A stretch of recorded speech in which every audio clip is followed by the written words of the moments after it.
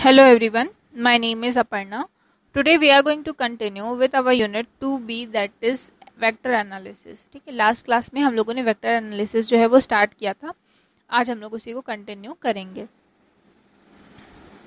Last class में हमने vector के बारे में देखा था कि क्यों वेक्टर की ज़रूरत पड़ती है और वेक्टर को किस तरीके से रिप्रेजेंट किया जाता है, मॉड्यूलस ऑफ वेक्टर क्या होता है. आज हम लोग टाइप ऑफ वेक्टर पढ़ेंगे. ठीक है, देखते हैं.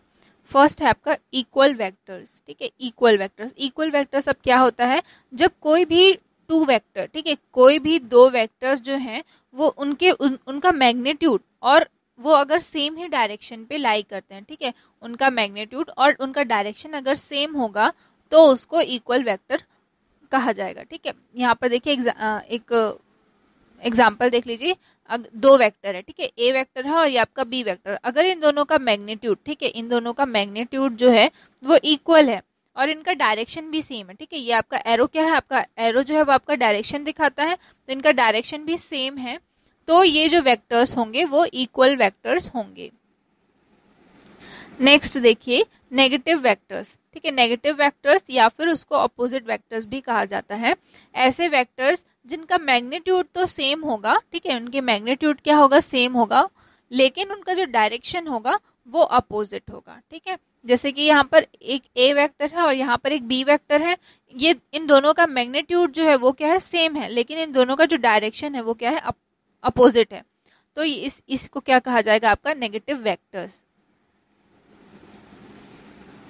नेक्स्ट देखिए पोजीशन वेक्टर. अब पोजीशन वेक्टर क्या होता है, तो ऐसे वेक्टर्स जो कि किसी भी पार्टिकल का पोजीशन बताते हैं ओरिजिन के रेस्पेक्ट में. ठीक है, ऐसे वेक्टर्स जो किसी भी पार्टिकल का पोजीशन बताते हैं ओरिजिन के रेस्पेक्ट में, उसको कहा जाता है पोजीशन वेक्टर. ठीक है, जैसे कि यहाँ पर ये आपका एक्सिस है, यहाँ पर कोई पॉइंट पी है, ठीक है, यहाँ पर कोई पॉइंट पी है, तो ये जो वेक्टर जो है वो इस पॉइंट पी का क्या बता रहा है, पोजीशन बता रहा है, इसलिए इसको क्या कहा जाता है, पोजीशन वेक्टर. नेक्स्ट देखिए डिस्प्लेसमेंट वेक्टर. ठीक है, अब डिस्प्लेसमेंट वेक्टर क्या होता है, कोई दो पार्टिकल, ठीक है, कोई दो पार्टिकल्स हैं और उनके बीच में जो डिस्प्लेसमेंट हो रहा है, ठीक है, ये जैसे कि यहाँ पर पी और पी डैश जो है वो दो पार्टिकल्स हैं किसी स्पेस पे, तो यहाँ से यहाँ, ठीक है, पी से पी डैश में क्या हो रहा है, मूव हो रहे हैं पार्टिकल्स, तो ये जो रिप्रेजेंट करेगा, ठीक है, ये पी डैश जो है वो रिप्रेजेंट करेगा, वो कहा जाएगा आपका डिस्प्लेसमेंट वेक्टर. ठीक है, vector which gives the displacement of moving particles is given in given interval of time is known as displacement vector. ठीक है, तो यहाँ पर ये कोई दो पार्टिकल्स के बीच का जो डिस्प्लेसमेंट है वो यहाँ पर बता रहा है, तो इसको कहा जाएगा डिस्प्लेसमेंट वेक्टर. नेक्स्ट है पोलर वेक्टर. ठीक है, अगर ये क्लियर नहीं है तो आप इसको लिख लीजिए, ये है पोलर वेक्टर. ऐसे वेक्टर्स, ठीक है, पोलर वेक्टर क्या होते हैं, तो ऐसे वेक्टर्स जिनका स्टार्टिंग पॉइंट, ठीक है, जिनका कोई भी स्टार्टिंग पॉइंट होता है या फिर पॉइंट ऑफ एप्लीकेशन होता है, उसको कहा जाता है पोलर वेक्टर. एग्जाम्पल के तौर पे फोर्स हो गया, डिस्प्लेसमेंट हो गया. जैसे कि हम लोग कोई भी चीज क्या करते हैं, कहीं से तो स्टार्ट करते हैं, जीरो से ही स्टार्ट करते हैं, तो वो क्या होगा, आपका पोलर वेक्टर होगा.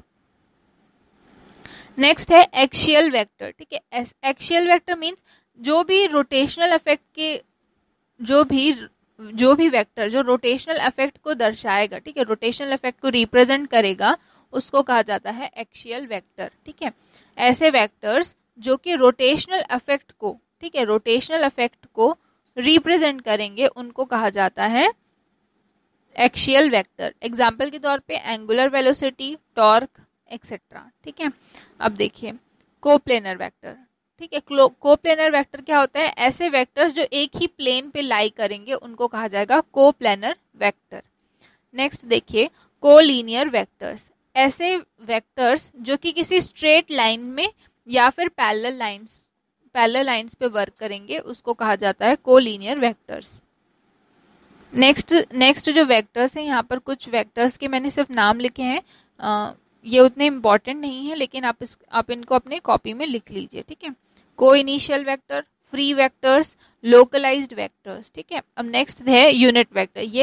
ये इंपॉर्टेंट वेक्टर्स हैं, हर जगह यूनिट वेक्टर्स जो है वो पूछा जाता है और कई सारे क्वेश्चंस भी इसमें से आते हैं। तो unit vector, a vector having unit magnitude is called unit vector. ठीक है, कोई ऐसा वेक्टर जिसका मैग्नीट्यूड जो है वो क्या रहेगा, 1 रहेगा। ठीक है, यूनिट वेक्टर रहेगा, 1 रहेगा, उसको कहा जाता है यूनिट वेक्टर। ठीक है, और ये फॉर्मूला है, इसको अपने कॉपी में लिख लीजिए। ठीक है, ये है आपका ए कैप। ठीक है, ये जो साइन है आपका दिख रहा है ऊपर में, ये कहा जाता है A cap. A cap is equals to A vector upon magnitude of A vector. ठीक है, A cap is equals to A vector upon magnitude of A vector. ठीक है, अब इसके बाद हम अपने नेक्स्ट क्लास में देखेंगे multiplication and addition of vectors. Thank you.